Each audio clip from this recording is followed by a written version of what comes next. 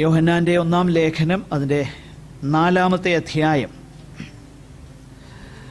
1 മുതൽ 6 വരെയുള്ള വേദഭാഗങ്ങൾ ദയവായിട്ട് വായിക്കാം. യോഹന്നാൻ്റെ 1-ാമത്തെ ലേഖനം 4-ാം അധ്യായം 1 മുതൽ 6 വരെയുള്ളതാകുന്ന വേദഭാഗം.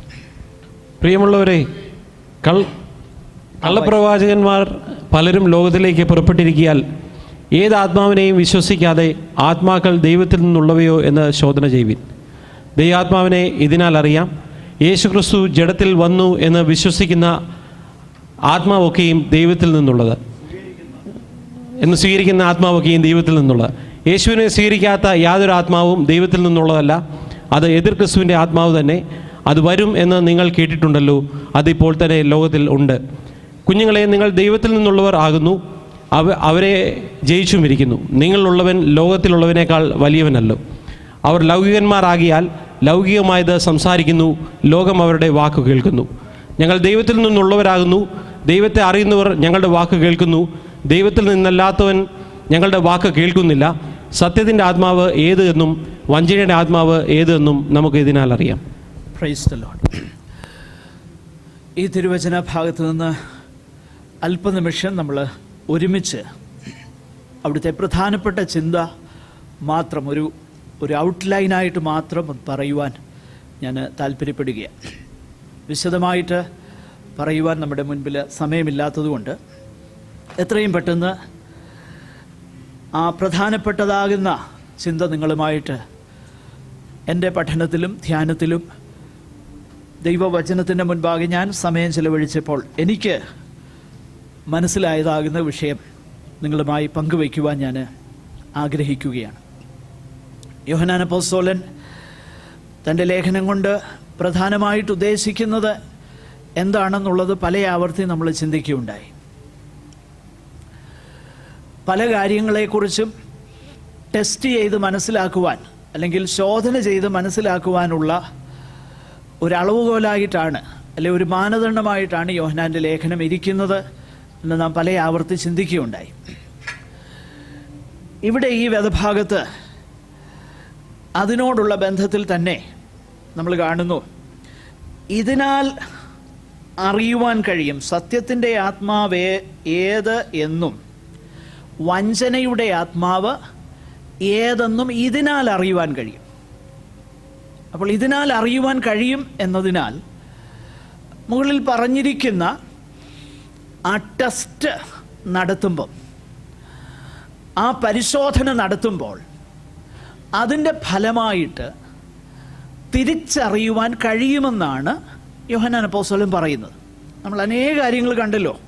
നിങ്ങൾക്ക് നിത്യജീവൻ ഉണ്ടെന്ന് നിങ്ങൾ അറിയേണ്ടതിന്, അപ്പോൾ അറിയേണ്ടതിന് ടെസ്റ്റാണ്. ഞാൻ പറഞ്ഞു, ഇവിടെ ഭൂമിയിലായിരിക്കുമ്പം തന്നെ ഈ കാര്യങ്ങളൊക്കെ പരിശോധിച്ച് മനസ്സിലാക്കാൻ തക്കവണ്ണം കഴിയും, അല്ലെ അതിന് കഴിയണം. അതാണ് ദൈവം നമ്മെക്കുറിച്ച് ആഗ്രഹിക്കുന്നത്. 3-ാമത്തെ അധ്യായം അതിൻ്റെ അവസാന ഭാഗത്ത് നമ്മൾ കണ്ടു, ദൈവത്തിൻ്റെ കൽപ്പനകളെ, അതിൻ്റെ 23-ാം വാക്യം, അവിടുത്തെ പുത്രനായ യേശുക്രിസ്തുവിൻ്റെ നാമത്തിൽ നാം വിശ്വസിക്കുകയും അവിടുന്ന് നമുക്ക് കൽപ്പന തന്നതുപോലെ അന്യോന്യം സ്നേഹിക്കുകയും വേണം. അവിടുത്തെ കൽപ്പനകളെ പ്രമാണിക്കുന്നവൻ അവനിലും അവൻ ഇവനിലും വസിക്കുന്നു. അവൻ നമ്മിൽ വസിക്കുന്നു എന്ന് അവൻ നമുക്ക് തന്ന ആത്മാവിനാൽ നാം അറിയുന്നു. കർത്താവ് നമ്മിൽ വസിക്കുന്നു എന്ന് കർത്താവ് തന്ന ആത്മാവിനാൽ നാം അറിയുന്നു. പക്ഷെ എങ്ങനെയാണ് അറിയുന്നതെന്ന് മോളി പറഞ്ഞിട്ടുണ്ട്. 2 കാര്യമാണ് പറഞ്ഞത്. ഒന്ന് വിശ്വാസം, മറ്റൊന്ന് സ്നേഹം. അപ്പം ദൈവത്തിൻ്റെ പരിശുദ്ധാത്മാവ് ഒരു വ്യക്തിയിലേക്ക് വരുമ്പോൾ 2 കാര്യങ്ങൾ അവനിൽ സംഭവിക്കുന്നു. ഒന്ന്, ദൈവത്തിലുള്ള ആശ്രയബോധം അവനിലുണ്ടാകുന്നു. വിശ്വാസമെന്ന് പറഞ്ഞാൽ ആശ്രയിക്കുക എന്നാണ് അതിൻ്റെ അർത്ഥം. വിശ്വാസം എന്നാൽ ആശ്രയിക്കുക എന്നാണ് അതിൻ്റെ അർത്ഥം. വിശ്വാസമെന്ന് പറഞ്ഞാൽ സങ്കൽപ്പിച്ചുണ്ടാക്കുന്ന കാര്യങ്ങളല്ല എന്ന് വേദപുസ്തകം പഠിപ്പിക്കുന്നുണ്ട്. വിശ്വാസത്തെക്കുറിച്ചുള്ള ഡെഫിനിഷൻ 11-ാം അധ്യായം എബ്രായ ലേഖനത്തിൽ നമ്മൾ വായിക്കുന്നത് ആശിക്കുന്നതിൻ്റെ ഉറപ്പും കാണാത്ത കാര്യങ്ങളുടെ നിശ്ചയവും. അപ്പം കാണാത്ത കാര്യങ്ങൾ എന്താണ്, ആശിക്കുന്നത് എന്താണ് എന്നുള്ളത് താഴോട്ട് വായിക്കുന്നുണ്ട്. അവിടെ വായിക്കുമ്പോൾ ദൈവത്തിലുള്ളതാകുന്ന ആശ്രയം, അതിനെക്കുറിച്ചാണ് പറയുന്നത്. അതുവരെ ഉണ്ടാകാത്തവയെക്കുറിച്ച് അരുളപ്പാട് ലഭിച്ചപ്പോൾ അതുവരെ കാണാത്തവയെക്കുറിച്ച്, അബ്രഹാമിനെ കുറിച്ച് നമ്മൾ വായിക്കുന്നു, ഞാൻ നിന്നെ കാണിപ്പാനിരിക്കുന്ന ദേശത്തേക്ക്. അബ്രഹാം അവിടെ ഒരു പടമൊക്കെ വരച്ച് അതിനെ ഇങ്ങനെ സങ്കല്പിച്ച് ദേശമൊന്നും കണ്ട് ക്ലെയിം ചെയ്ത്, ഇന്നൊക്കെ പാടുന്ന പോലെ, കാണുന്നു ഞാൻ വിശ്വാസത്താൽ ചെങ്കടൽ രണ്ടാകുന്നു, കാണുന്നു ഞാൻ വിശ്വാസത്താൽ കനാൻ എനിക്ക് സ്വന്തമാകുന്നു എന്നുള്ള പാട്ടൊന്നും പാടുകയല്ല ചെയ്തത്. അബ്രഹാം ദൈവത്തെയാ കണ്ടത്. അബ്രഹാം കനാനല്ല കണ്ടത്, അബ്രഹാം ദൈവത്തെയാ കണ്ടത്. അതുവരെ കാണാത്തവയെക്കുറിച്ച് അരുളപ്പാട് പറഞ്ഞ ദൈവം വിശ്വാസയോഗ്യനാണെന്നാണ് അവിടെയുള്ള ഭക്തന്മാർ മനസ്സിലാക്കിയത്. അതാ വിശ്വാസം. അപ്പം ദൈവത്തിൻ്റെ ആത്മാവ് ട്രൂലി ഒരാളിൽ പ്രവർത്തിക്കുന്നോ എന്നെങ്ങനെ മനസ്സിലാക്കാം? വിശ്വാസത്താൽ, അവിടുത്തെ വിശ്വസിക്കുന്നതിനാൽ, ദൈവപുത്രനെ ആശ്രയിക്കുന്ന ആ അനുഭവം നമ്മളിൽ കൂടുന്നുവെങ്കിൽ ദൈവാത്മാവ് നമ്മിൽ പ്രവർത്തിക്കുന്നെന്നാണ് അതിൻ്റെ അർത്ഥം. 2, സ്നേഹം നമ്മിൽ വർദ്ധിക്കുന്നെങ്കിൽ. ഇതിനാ നമുക്കറിയാം we are truly led by the spirit of God. അങ്ങനെയാ ഞാൻ ലളിതമായിട്ട് പറഞ്ഞാൽ അത് എഴുതിയേക്കുന്നേ. അപ്പം വിശ്വാസവും സ്നേഹവും ദൈവാത്മാവിൻ്റെ പ്രവർത്തനങ്ങളാണ്. എന്നാൽ ഇമോഷണൽ തലത്തിൽ നിൽക്കുന്ന ഒന്നല്ല ദൈവാത്മപ്രവർത്തനങ്ങൾ. അതുകൊണ്ട് പറയുകയാ, ഏതാത്മാവിനെയും എന്ത് ചെയ്യരുത്. നിങ്ങൾ എൻ്റെ കൂടെ ഉണ്ടോ? ആദ്യം പറഞ്ഞു ദൈവാത്മാവിനെ ഇതിനാൽ അറിയാം. ഏതിനാൽ അറിയാം? കർത്താവിൻ്റെ കൽപ്പനകളെ അനുസരിക്കുന്നതിനാൽ, അല്ലെ വിശ്വസിക്കുന്നതിനാൽ. 2, സ്നേഹം. അതാ ദൈവാത്മാവിൻ്റെ പ്രവർത്തനം.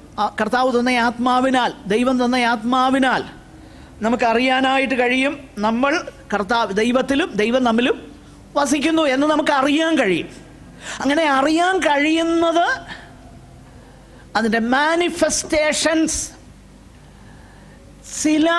ചില കേവലം ഒരു പ്രത്യേക സമയത്തുണ്ടാകുന്ന വൈകാരിക പ്രകടനങ്ങളിലല്ല അറിയുന്നത്, പിന്നെ നിത്യജീവിതത്തിൽ അറിയാൻ കഴിയുന്നത്.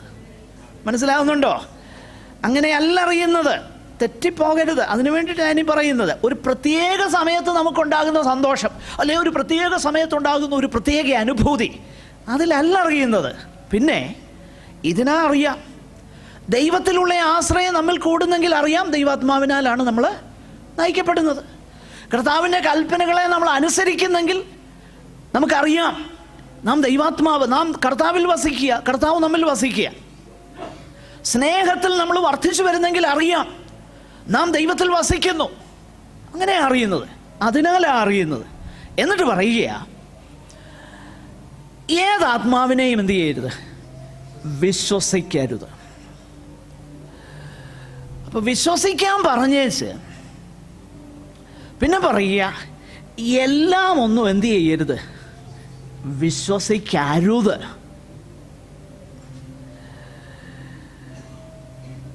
അപ്പോൾ എന്തുകൊണ്ടാണ് അങ്ങനെ പറയുന്നതെന്ന് അപ്പോസ്തലനാകുന്ന യോഹന്നാൻ അവിടെ പറയുന്നുണ്ട്. എല്ലാ ആത്മാവിനെയും വിശ്വസിക്കരുതെന്ന് എന്തുകൊണ്ടാണ് പറയുന്നത്? 2, നമുക്കവിടെ കാണാൻ കഴിയുന്നുണ്ട് എങ്ങനെയാണ് അതിനെ ടെസ്റ്റ് ചെയ്ത് മനസ്സിലാക്കാൻ കഴിയുന്നത്. ഇന്നത് വിശ്വസിക്കരുതെന്നും ഇന്നത് വിശ്വസിക്കാമെന്നും പറയുമ്പോൾ വിശ്വസിക്കരുതെന്ന് പറയുന്നതിനെ ഒഴിവാക്കാനായി അതിനെ തിരിച്ചറിയാൻ കഴിയണം.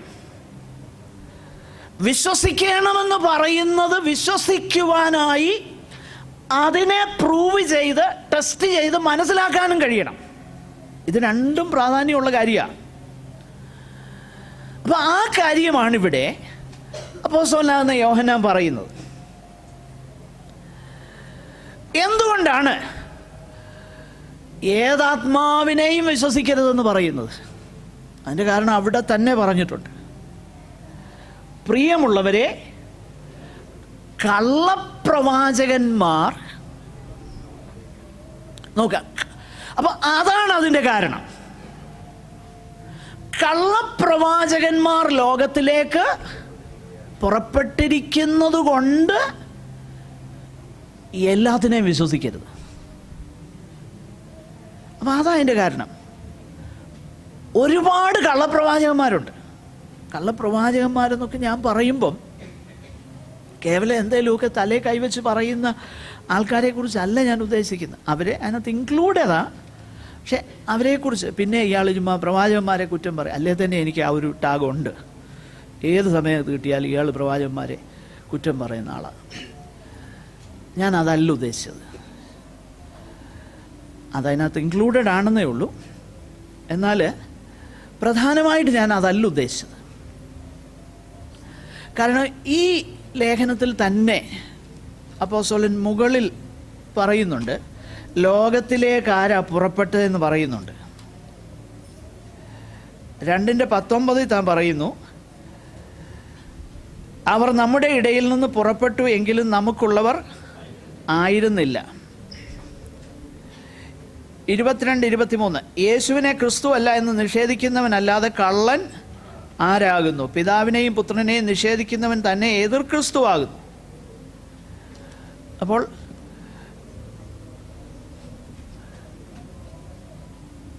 അങ്ങനെയുള്ളവർ പുറപ്പെട്ടിട്ടുള്ളത് കൊണ്ടാണ് ഏതാത്മാവിനെയും വിശ്വസിക്കരുത് എന്ന് പറയുന്നത്.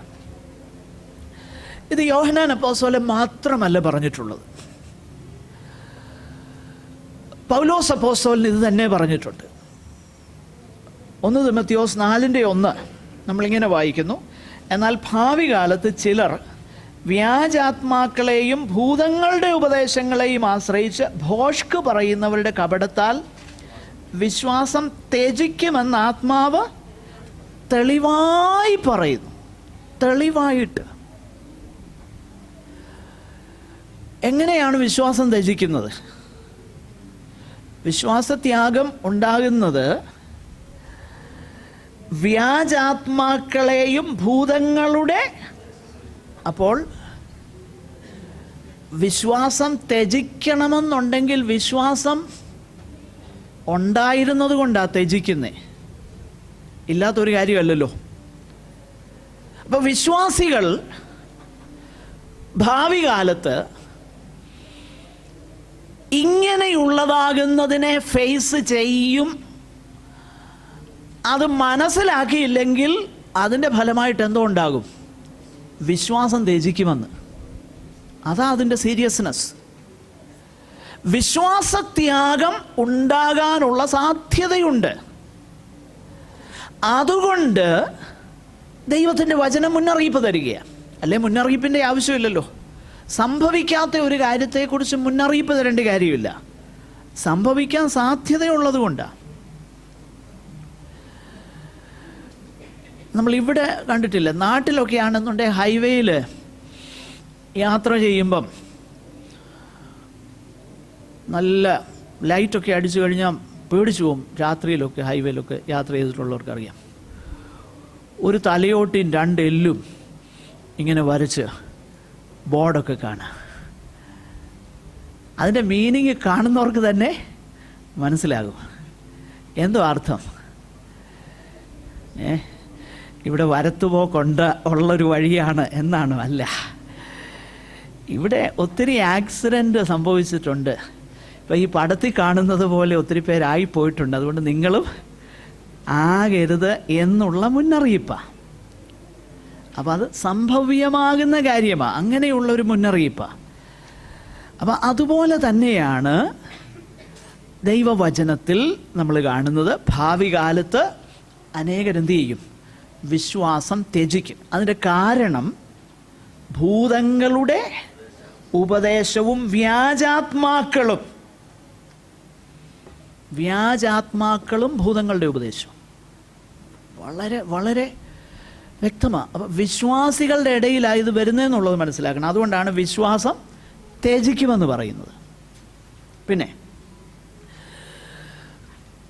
പരമാർത്ഥതയോടെ, ഒരു പക്ഷേ സിൻസിയറായിട്ട് കർത്താവിനെ അടുത്തറിയാനൊക്കെ ആഗ്രഹിക്കുന്നവർക്കാണ് ഇത് കൂടുതലും അബദ്ധം പറ്റുന്നത്. അത് നമ്മൾ മറന്നു പോകരുത്. എന്നാൽ അങ്ങനെയുള്ളവർക്ക് ഈ അബദ്ധം പറ്റുമെന്നുള്ളത് കൊണ്ട് തന്നെയാണ് ആടുകളുടെ വലിയ ഇടയനാകുന്ന നമ്മുടെ കർത്താവ് തന്നെ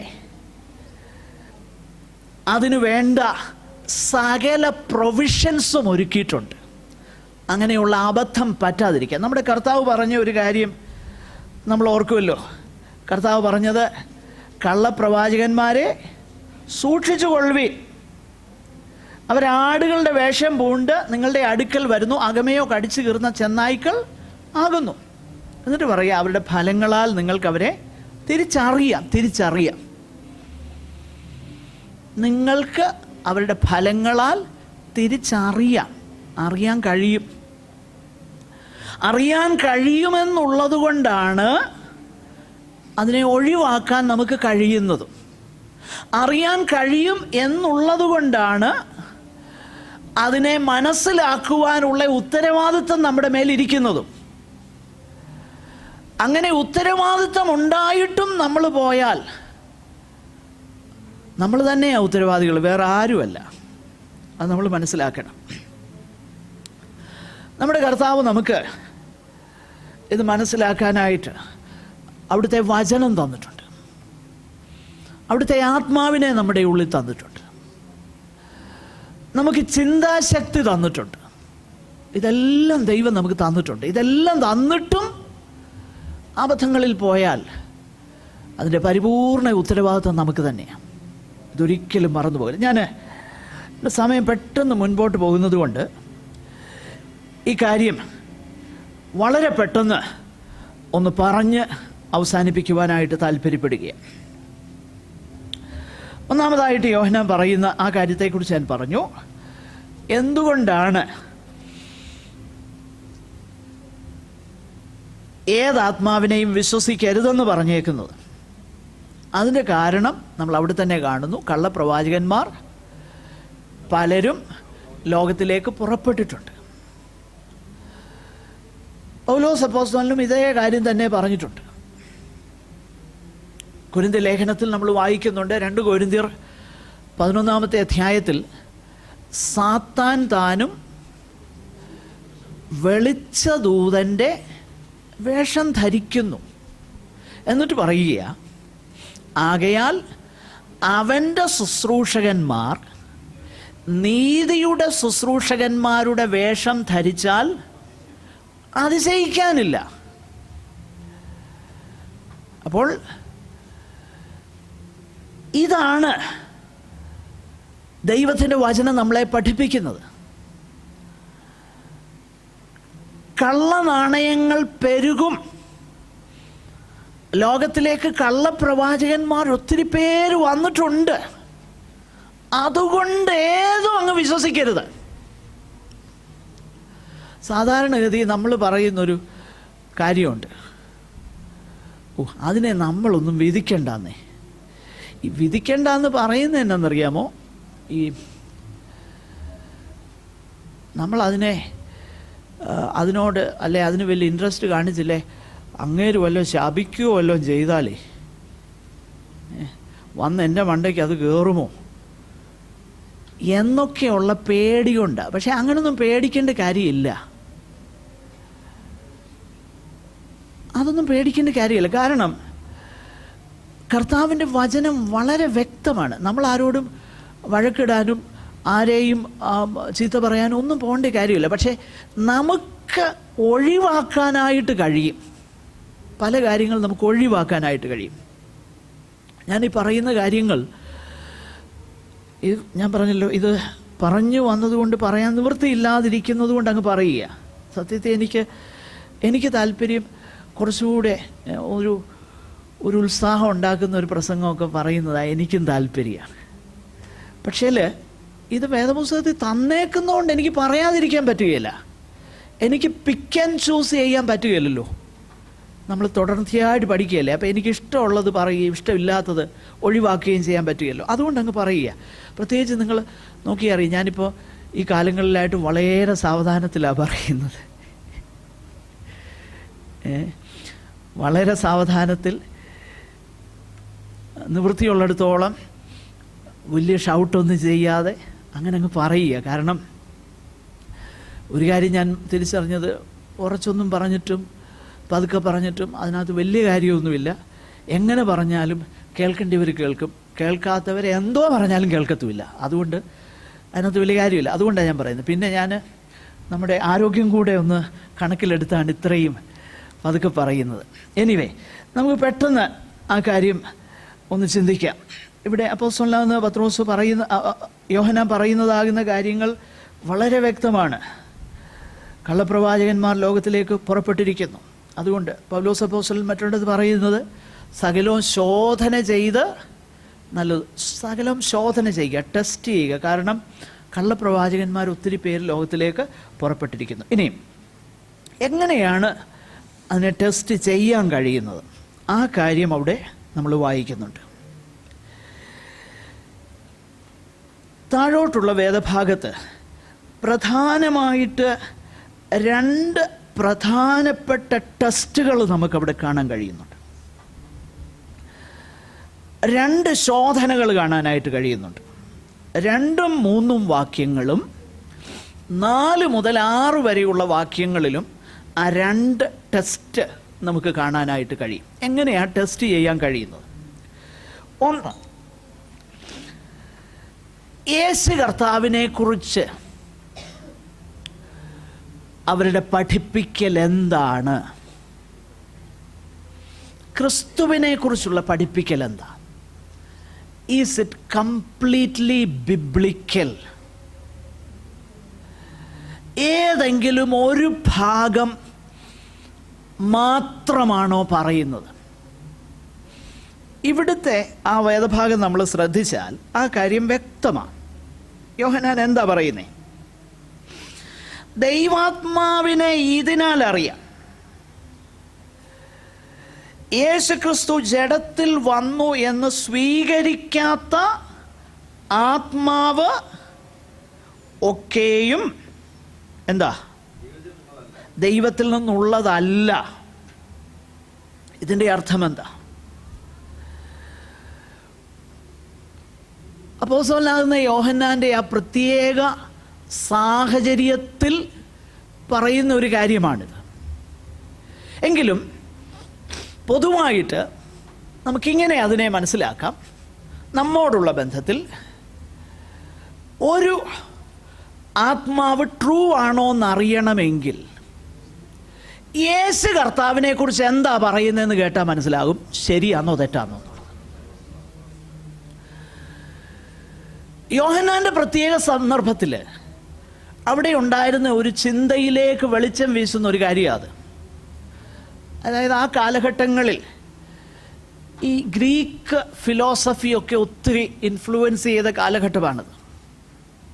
അതിനകത്ത് ചില പഠിപ്പിക്കലുകളെന്ന് പറയുന്നത് മെറ്റീരിയൽ, കാണുന്നതെല്ലാ കാര്യവും, അല്ലെങ്കിൽ ശരീരം, വസ്തുവകകൾ, ഇതെല്ലാം ഈവിളാണ്, ഇൻഹെറൻ്റ്ലി ഈവിൾ. മാറ്റർ ഈസ് ഈവിൾ എന്നുള്ളൊരു പഠിപ്പിക്കൽ അവിടെ ഉണ്ടായിരുന്നു. അത് കൊലോസ്യ ലേഖനത്തിൽ നമ്മൾ വായിക്കുന്നുണ്ട്. അങ്ങനെയുള്ള ചിന്ത ഉണ്ടായിരുന്നത് കൊണ്ടാണ് തൊടരുത്, രുചിക്കരുത്, പിടിക്കരുത് എന്നൊക്കെയുള്ളൊരു കാര്യം. കാരണം അത് തൊട്ട് കഴിഞ്ഞാൽ അശുദ്ധം. അതുകൊണ്ട് എന്നിട്ട് പറയാം, അതും കൊണ്ടൊന്നും ജഡാഭിലാഷം അടക്കാൻ കഴിയുന്നതല്ലെന്ന് താഴോട്ട് പൗലോസ്. അപ്പോൾ അങ്ങനെയുള്ള ഒരു ചിന്ത എന്ന് പറഞ്ഞു കഴിഞ്ഞാൽ ബോഡി എന്ന് പറയുന്നത് ഈവിള, പാപമാണ്. ആത്മാവെന്ന് പറയുന്നത് പരിശുദ്ധമാണ്. ഈ ഒരു ചിന്ത, ആ ഒരു ചിന്തയിൽ നിന്നും ചിലർ സഭയെ പഠിപ്പിക്കാൻ തുടങ്ങി. അതായത് അത് ഗ്രീക്ക് ഫിലോസഫിയാണ്. ഗ്രീക്ക് ഫിലോസഫി സഭയിലേക്ക് കൊണ്ടുവന്നേച്ച് അവർ പറഞ്ഞു, അങ്ങനെയെങ്കിൽ യേശു ഒരിക്കലും ഈ ജഡശരീരത്തിൽ വരാൻ കഴിയുന്നതല്ല. കാരണം ജഡശരീരമെന്നുള്ളത് പാപമാണ്, അശുദ്ധമാണ്. അപ്പോൾ അവർ പഠിപ്പിക്കാൻ തുടങ്ങി, യേശു എന്തില്ല, ജഡത്തിൽ വെളിപ്പെട്ടിട്ടില്ല. അതാണ് അവിടുത്തെ ചിന്ത. ആ കാര്യമാണ് യോഹന്നാൻ പറയുന്നത്. യോഹന്നാൻ നമ്മുടെ ഇടയിൽ നിന്ന് പുറപ്പെട്ടു പോയ ഇവര് ലോകത്തിലേക്ക് അവർ പുറപ്പെട്ടു പോയി. അവർ കള്ളപ്രവാചകന്മാരാണെന്ന് തെളിഞ്ഞു. എങ്ങനെയാ തെളിഞ്ഞത്? അവരുടെ പഠിപ്പിക്കൽ യേശു കർത്താവിനെ കുറിച്ച് തിരുവെഴുത്ത് പറയുന്ന കാര്യമല്ല അവര് പഠിപ്പിക്കുന്നത്. എന്ന് പറഞ്ഞാൽ യേശു എന്ത് ജഡത്തിൽ വെളിപ്പെട്ടില്ല. അപ്പം നമ്മൾ ചിന്തിക്കും, അത്രയും ഒരു പഠിപ്പിക്കൽ പറഞ്ഞാൽ അത് വലിയ കാര്യമാകുമോ, വലിയ തെറ്റാകുമോ? ഭയങ്കര തെറ്റാത്. എന്തുകൊണ്ടാ തെറ്റ്? ആ ഒരു ചെറിയ ഡീവിയേഷൻ എന്ന് പറയാൻ കഴിയുന്ന ആ കാര്യം അങ്ങനെ പഠിപ്പിക്കുകയും അങ്ങനെ വിശ്വസിക്കുകയും ചെയ്യാൻ തുടങ്ങിയാൽ ക്രിസ്തീയ ജീവിതം തന്നെ ഇല്ല. എന്തുകൊണ്ടില്ല? വേദപുസ്തകം വളരെ വ്യക്തമാണ്. എബ്രായ ലേഖനം 2-ാം അധ്യായം അതിൻ്റെ 14 മുതൽ വായിച്ചു നോക്കിക്കഴിഞ്ഞാൽ അവിടെ വളരെ വ്യക്തമായിട്ട് പറയുന്നു, മക്കൾ ജഡരക്തങ്ങളോട് കൂടിയവർ ആകൊണ്ട് അവനും, ആരെ? യേശു കർത്താവ്, അവരെ പോലെ ജഡരക്തങ്ങളോട് കൂടിയവനായി മരണത്തിൻ്റെ അധികാരിയാകുന്ന പിശാചിനെ തൻ്റെ മരണത്താൽ നീക്കി. നോക്കണം, യേശുവിനെ കുറിച്ചുള്ള ഉപദേശത്തിൽ അയവ് വരുത്താൻ പ്രേരിപ്പിക്കുന്ന ഘടകം ഏതാണെന്ന് ആ വാക്യം വായിക്കുമ്പോൾ മനസ്സിലാകാൻ കഴിയും. അത് പിശാചാ. യേശു കർത്താവിനെ കുറിച്ചുള്ള ഡീവിയേഷൻസ് സീരിയസ് ആയിട്ട് എടുക്കണം. വളരെ സീരിയസ് ആണത്. വേദപുസ്തകം പഠിപ്പിക്കുന്നു, അവിടുന്ന് സമ്പൂർണ്ണ മനുഷ്യനായിരുന്നു. അതേസമയം കർത്താവ് ആരാ? സമ്പൂർണമായും ദൈവമാണ്. സമ്പൂർണ്ണ മനുഷ്യനും സമ്പൂർണ്ണ ദൈവവുമായിരിക്കുന്ന ഒരുവന് മാത്രമേ നമ്മുടെ പാപങ്ങളിൽ നിന്ന് നമ്മെ രക്ഷിക്കാൻ കഴിയത്തുള്ളൂ. അതിൽ അല്പം അയവ് വരുത്തിയാൽ സംഗതി തകിടം മറിഞ്ഞു. ഇതാ പ്രശ്നം. അപ്പോൾ ഏതാത്മാവിനെയും വിശ്വസിക്കാതെ അത് ദൈവത്തിങ്കിൽ നിന്നുള്ളതാണോ എന്ന് തിരിച്ചറിയണമെങ്കിൽ ഒന്നാമത് നമ്മൾ നോക്കേണ്ടത് യേശു കർത്താവിനെ കുറിച്ച് അവരെന്താ പറയുന്നത്. അവർ മറ്റൊരേശുവിനെയാണോ പഠിപ്പിക്കുന്നത്? ഏതേശു? നമ്മുടെ ഫെൽറ്റ് നീഡ്സ്, അതിന് പരിഹാരം വരുത്തുന്ന ഒരേശു. അങ്ങനെയുള്ളൊരു യേശുവിനെയാണ് പലർക്കും താല്പര്യം. ഞാൻ ഇന്ന് കാലത്തെ വായിച്ച ഒരു വേദഭാഗം യോഹന്നാന്റെ സുവിശേഷം 6-ാം അധ്യായമാണ്. അവിടെ കർത്താവ് അപ്പം കൊണ്ട് അവർക്ക് തൃപ്തി വരുത്തിയപ്പം അവർ മനസ്സിലാക്കി എന്നറിയാമോ? കർത്താവിൻ്റെ കൂടെ കൂടിയ അപ്പം കിട്ടുമെന്നാണ് മനസ്സിലാക്കിയത്. അതുകൊണ്ടാണ് കർത്താവിനെ തേടി തിബരിയാസിൽ നിന്ന് അവർ ഓടി വന്നു. ഗുരു എവിടെ പോയി? ഉടനെ കർത്താവ് പറയുന്ന മറുപടി, നിങ്ങൾ എന്നെ തിരയുന്നത് അടയാളം കണ്ടതുകൊണ്ടല്ല, പിന്നെന്തുകൊണ്ടാ? അപ്പം തന്നതുകൊണ്ടാണ്. ഇത് തമ്മിലുള്ള വ്യത്യാസം എന്താ? അപ്പം ഞാൻ നിങ്ങൾക്ക് തന്നത് വെറും അടയാളമായിരുന്നു. അടയാളം എന്ന് പറഞ്ഞാൽ എന്താ? അടയാളം മറ്റൊന്നിനെ കുറിക്കുന്നതാണ്. എന്താ? താഴോട്ട് വിശദീകരിക്കുന്നുണ്ട്. എന്നെ തിന്നുന്നവൻ എൻ മൂലം ജീവിക്കും. എന്താ കാര്യം എന്ന് പറഞ്ഞാൽ, അപ്പം നിങ്ങൾ ഭക്ഷിച്ചത് അടയാളമാണ്. എന്താ അടയാളം? അത് മറ്റൊന്നിലേക്ക് വിരൽ ചൂണ്ടുകയാണ്. എന്താണത്? നിങ്ങളുടെ ശരീരത്തിന് അപ്പം വേണം നിലനിൽക്കാനെങ്കിൽ നിങ്ങളുടെ ആത്മാവിന് ഞാനില്ലാതെ നിലനിൽക്കാൻ കഴിയുകയില്ലെന്നുള്ള പരമമാകുന്ന സത്യത്തിലേക്കാണ് വിരൽ ചൂണ്ടിയത്. പക്ഷെ നിങ്ങൾ അത് മനസ്സിലാക്കിയില്ല. നിങ്ങൾക്ക് ശരീരത്തിൻ്റെ അപ്പം മതിയായിരുന്നു. മനസ്സിലാകുന്നുണ്ടോ? ഇങ്ങനെയുള്ള ഒരു യേശുവിനെയാണ് പ്രസംഗിക്കുന്നെങ്കിൽ അത് എതിർ ക്രിസ്തുവിൻ്റെ ആത്മാവാണെന്ന് നമ്മൾ തിരിച്ചറിയണം. മനസ്സിലാകുന്നുണ്ടോ? What is their teaching about the Lord Jesus Christ? നമ്മുടെ കർത്താവിന് വേദപുസ്തകത്തിൽ കൊടുത്തിരിക്കുന്ന ആ ഏറ്റവും മനോഹരമാകുന്ന, ഏറ്റവും ഉത്തംഗമാകുന്ന സ്ഥാനം എന്താണെന്ന് നമ്മൾ മനസ്സിലാക്കണം. പഴയ നിയമ തിരുവെഴുത്തുകൾ മുഴുവൻ കർത്താവിനെ കുറിച്ചാണ് പറയുന്നത്. യേശു തന്നെ അത് പറഞ്ഞു. മോശ തുടങ്ങി സകല പ്രവാചകന്മാരിലും തന്നെക്കുറിച്ച് എഴുതിയിരിക്കുന്നത് അവർക്ക് തെളിയിച്ചു കൊടുത്തു. സുവിശേഷങ്ങൾ മുഴുവൻ യേശുവിനെ കുറിച്ചാണ്. സുവിശേഷത്തിൻ്റെ ഏറ്റവും പ്രധാനപ്പെട്ട ദൈവത്തിൻ്റെ അപ്രൂവൽ കർത്താവിനെ കുറിച്ച് നമ്മൾ വായിക്കുന്നത്, ഇവൻ എൻ്റെ പ്രിയപുത്രൻ. നോക്കുക, അപ്പോൾ കർത്താവിന് കൊടുത്തിരിക്കുന്ന ആ സ്ഥാനം ലേഖനങ്ങളിൽ മുഴുവൻ യേശുവിനെ കുറിച്ചാണ് പറഞ്ഞേക്കുന്നത്. ലേഖനങ്ങളിലെ ഫോക്കസ് മുഴുവൻ കർത്താവാ, നാം അല്ല. ഇന്ന് നമ്മുടെ ആവശ്യങ്ങൾക്ക് വേണ്ടി കർത്താവിനെ ഉപയോഗിക്കാൻ കഴിയുന്ന വേറെ ഒരു യേശു. അപ്പോൾ ഈ എതിർ ക്രിസ്തുവിൻ്റെ ആത്മാവ് ഏതാണെന്ന് തിരിച്ചറിയണമെങ്കിൽ ഒന്നാമത് നോക്കേണ്ടത് യേശുവിനെ കുറിച്ച് എന്നാ പറയുന്നത്. അടുത്ത കാലത്ത് കേട്ടു, യേശു വേറെ ക്രിസ്തു വേറെ. നിങ്ങൾ ആരും കേട്ട് കാണുമല്ലോ. അദ്ദേഹത്തെ നമ്മുടെ സഭകൾ കയറി ഇറങ്ങി പ്രസംഗിപ്പിക്കുക. പ്രധാനപ്പെട്ട മീറ്റിങ്ങുകളിലൊക്കെ അദ്ദേഹം അടുത്ത കാലത്ത് വരെ ഉണ്ടാകും. ഇപ്പം പിന്നെ അതാണ്ടൊരു നൂലാമാലയകത്ത് പെട്ടപ്പോൾ ഇച്ചിരി ഒന്ന് ഒതുങ്ങി നിൽക്കുക. പണ്ട്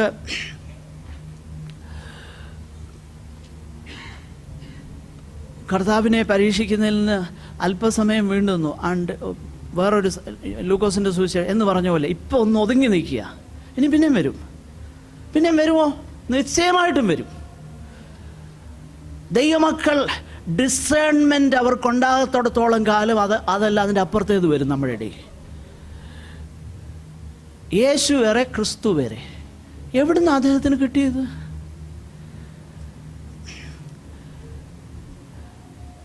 പിന്നൊന്ന് പറഞ്ഞു, എനിക്ക് 3 ദൈവത്തിലല്ല വിശ്വാസം, ഒരു ദൈവത്തിലാണ് എനിക്ക് വിശ്വാസം. ഇവിടെ കർത്താവ് വന്നു, മരിച്ചു, അടക്കപ്പെട്ടു, പുനരുത്ഥാനം പ്രാപിച്ചു, പോയി ശരീരം കൊണ്ട് പിതാവിൻ്റെ അടുക്ക വെച്ചു, പിന്നെ തിരിച്ചു വന്നു. അതാ പരിശുദ്ധാത്മാവ്. ഇതെല്ലാം കേട്ടാലും തിരിച്ചറിയാൻ കഴിയാതെ അതിന് ഹല്ലേലൂയ പറയുന്ന ആത്മാവ് എതിർ ക്രിസ്തുവിൻ്റെ ആത്മാവാണെന്ന് നമ്മൾ തിരിച്ചറിയണം. നമ്മളിൽ ആ ആത്മാവ് വ്യാപരിക്കരുത്. അത് ഭയങ്കര ശക്തമായിട്ട് ഇടിച്ചു നിൽക്കുക ഇങ്ങോട്ട് കയറാൻ. അത് നമ്മളിൽ വ്യാപരിക്കാതെ പുറത്താക്കണം. അതിനെ പുറത്താക്കണം. അത് എതിർ ക്രിസ്തുവിൻ്റെ ആത്മാവ്. അപ്പോൾ what is there teaching about the Lord Jesus Christ? യേശുവിനെ തിരുവെഴുത്തുകളിൽ വെളിപ്പെട്ടിരിക്കുന്ന യേശുവിനെ ആണോ പ്രസംഗിക്കുന്നത്, അതോ വേറൊരു യേശുവാണോ? ഒന്നാമത്തെ കാര്യം. 2, എൻ്റെ സമയം മിക്കവാറും അവസാനിച്ചു, ഞാൻ പെട്ടെന്ന് അവസാനിപ്പിക്കുക. 2, അവിടെ നമ്മൾ താഴോട്ട് വായിച്ചു നോക്കിക്കഴിഞ്ഞാൽ, നിങ്ങൾ ദൈവത്തിങ്കിൽ നിന്നുള്ളവർ ആകുന്നു, അവരെ ജയിച്ചുമിരിക്കുന്നു. നിങ്ങളിലുള്ളവൻ ലോകത്തിലുള്ളവനേക്കാൾ വലിയവനല്ലോ. ആരെക്കുറിച്ചായി പറയുന്നതെന്നറിയാമോ? If you have truly filled with the spirit, ഇങ്ങനെയുള്ളതിനെ തിരിച്ചറിയാൻ നമുക്ക് കഴിയും. കാരണം അവരുടെ അത്രയും വിദ്യാഭ്യാസം നമുക്ക് കാണണമെന്നില്ല, അവരുടെ അത്രയും വാക്ചാതുര്യമുണ്ടാകണമെന്നില്ല, ദുരുപദേശങ്ങൾ പറയുന്നവരുടെ അത്രയും പ്രഭാവം നമുക്ക് കാണണമെന്നില്ല. പക്ഷെ ഒരു കാര്യമുണ്ട്, നിങ്ങളിലുള്ളവൻ ഈ ലോകത്തിലുള്ളവനേക്കാളും വലിയവനാ. നിങ്ങളിലുള്ളവൻ ഈ ലോകത്തിലുള്ളവനേക്കാളും വലിയവനാ. അതുകൊണ്ട് നിങ്ങൾക്ക് അവരെ എന്ത് ചെയ്യാൻ കഴിയും? ജയിക്കാൻ കഴിയും. വേദപുസ്തകം വളരെ ക്ലിയറാ. ഞാൻ അധികം വ്യാഖ്യാനം ഒന്നും കൊടുക്കുന്നില്ല. അവിടെ കാണുമ്പോൾ പ്ലെയിൻ റീഡിങ്ങിൽ മനസ്സിലാകുന്ന കാര്യമാണ്. പിന്നെ പറയുകയാണ്, അവർ ലൗകികമായ അത് സംസാരിക്കുന്നു, ലോകം അവരുടെ വാക്ക് കേൾക്കുന്നു. വലിയ ക്രൗഡ് കൂടട്ടെ, ഒരു വിഷയമല്ല. എന്തു ഭയങ്കര പച്ചലയും കത്രികയും പോലുള്ള പ്രവചനം പറയട്ടെ, അതും വിഷയമല്ല. യേശുവിനെക്കുറിച്ചുള്ള ഉപദേശം എന്താന്ന് നോക്കിക്കോണം. നമ്മൾ മൺമയങ്ങുന്നതോ, ഉയ്യോ, പലർക്കും പറ്റുന്ന ഉയ്യോ. ഏലിയാമ്മയുടെ ഭർത്താവിൻ്റെ പേര് കറിയാച്ചൻ എന്നൊക്കെ പറയുമ്പോഴേ എത്ര കൃത്യമായിരുന്നു. നമ്മൾ അതിലങ്ങ് അന്താളിച്ചു പോവും, പിന്നെ പറയുന്ന ഒന്നും കേൾക്കത്തില്ല. പക്ഷെ അതല്ല, ഏലിയാമ്മയുടെ ഭർത്താവ് കറിയാച്ചനാണെന്നുള്ളത് കേൾക്കുന്നതല്ല വിഷയം. യേശുക്രിസ്തു ആരാണെന്ന് പറയുന്നത് കേട്ടോണം, അത് ശ്രദ്ധിച്ചോണം. അത് കൃത്യമാണോ നോക്കണം, അത് തിരുവചനവുമായിട്ട് ഒക്കുന്നതാണോ നോക്കണം. അതാ വിഷയം. മറ്റേനകത്ത് മയങ്ങി വീഴല്ലേ. അങ്ങനെ മയങ്ങി വീണാൽ നമ്മൾ പോക്കാ. അതാ ദൈവത്തിൻ്റെ വചനം പറയുന്നത്. 2, ആ ദൈവത്തെ അറിയുന്നവൻ ഞങ്ങളുടെ വാക്ക് കേൾക്കുന്നു. അപ്പം രണ്ടാമത്തെ ടെസ്റ്റ് ദൈവവചനം. ഞങ്ങളുടെ വാക്കെന്ന് പറഞ്ഞാൽ എന്താ? അപ്പോസ്തലന്മാരുടെ വാക്ക്. അപ്പോസ്തലന്മാരുടെ വാക്ക് എവിടെയാണ് കിട്ടിയേക്കുന്നത്? അപ്പോസ്തലന്മാരുടെ വാക്ക് തിരുവഴുത്തിലാണ് തന്നേക്കുന്നത്, പുതിയ നിയമത്തിലാണ് തന്നേക്കുന്നത്. ഇതാണോ നമ്മൾ കേൾക്കുന്നത്? ഇതാണോ നമ്മുടെ അളവുകോൽ? എങ്കിലറിയാം ദൈവത്തിങ്കിൽ നിന്നുള്ളവരാ. മനസ്സിലാകുന്നുണ്ടോ? തിരുവഴുത്തിനോടുള്ള നമ്മുടെ മനോഭാവം എന്താ? 2 അളവുകൾ അവിടെ നമ്മൾ കാണുന്നു. 1, യേശു ക്രിസ്തുവിനെ കുറിച്ച് എന്താ പറയുന്നത്. 2, തിരുവഴുത്തിനോടുള്ള മനോഭാവം എന്താ? തിരുവഴുത്ത് ആണോ ഫൈനൽ കോർട്ട് ഓഫ് അപ്പീൽ? തിരുവഴുത്ത് എന്തു പറയുന്നു എന്നുള്ളതാണോ വിഷയം? അതോ തങ്ങളുടെ തന്നെ ആലോചനയാണോ പറയുന്നത്? ഇതാ വിഷയം. ഇത് മനസ്സിലാക്കാനായിട്ട് യേശു കർത്താവ് എന്താ പറയുന്നത്? തിരുവഴുത്ത് എന്തു പറയുന്നു? നമ്മുടെ കർത്താവ് പറഞ്ഞതാ. അപ്പോസ്തലന്മാരെന്താ പറയുന്നത്? തിരുവഴുത്ത് എന്തു പറയുന്നു? തിരുവഴുത്ത് ഇങ്ങനെ പറയുന്നു. അപ്പം തിരുവഴുത്തിൻ്റെ ശബ്ദം കേൾക്കാനായിട്ട് കഴിയണം. ഞങ്ങളുടെ വാക്ക് കേൾക്കുന്നു, അതാ. അപ്പം തിരുവഴുത്തിനോടുള്ളതാകുന്ന അതിനോടെത്രയും ചേർന്ന് നിൽക്കാൻ കഴിയുന്നോ അങ്ങനെ തന്നെയാണോ? തെസ്സലോനിക്കയിലുള്ളവരെക്കാളും ബരോവയിലുള്ളവർ ഉത്തമന്മാരായിരുന്നു. അതിൻ്റെ കാരണം എന്താ? അവർ ദിനംപ്രതി പ്രസംഗം കേൾക്കുക മാത്രമല്ല, അതങ്ങനെ തന്നെയോ എന്ന് ദിനംപ്രതി തിരുവഴുത്തുകളെ പരിശോധന ചെയ്തു പോകുന്നു. ഇതാ നമുക്ക് ആവശ്യമായിരിക്കുന്നത്. ദൈവവചനപ്രകാരമാണോ കാര്യങ്ങൾ പോകുന്നത്? യേശുവിനെ കുറിച്ച് പറയുന്നത് തിരുവഴുത്തിൽ വന്നേക്കുന്നത്, വെളിപ്പെടുത്തിയിരിക്കുന്നതാണോ, അതോ അതിൽ നിന്നും വ്യത്യസ്തമാണോ? അതാ നോക്കേണ്ടത്, അല്ലാതെ മറ്റൊന്നുമല്ല നോക്കേണ്ടത്. കാരണം കള്ളപ്രവാചകന്മാർ പലരും ലോകത്തിലേക്ക് പുറപ്പെട്ടിരിക്കുന്നത് കൊണ്ട് ഏതാത്മാവിനെയും വിശ്വസിക്കരുത്. ഏതാത്മാവിനെയും വിശ്വസിക്കരുത്. നമുക്ക് നല്ല ഓട്ടമോടി നമ്മുടെ വിരുദ് പ്രാപിപ്പാനായി ദൈവം നമ്മെ സഹായിക്കട്ടെ. ഈ അളവുകോലുകൾ ദൈവം തന്നെ വെച്ചിരിക്കുന്നതാകൊണ്ട് അത് നമുക്ക് ശ്രദ്ധിക്കാം. ദൈവം ഈ വചനങ്ങളാൽ നമ്മെ അനുഗ്രഹിക്കട്ടെ. ചുരുക്കമായിട്ട് സഹോദരന്മാരിൽ ഒരാൾക്ക് പ്രാർത്ഥിക്കാം.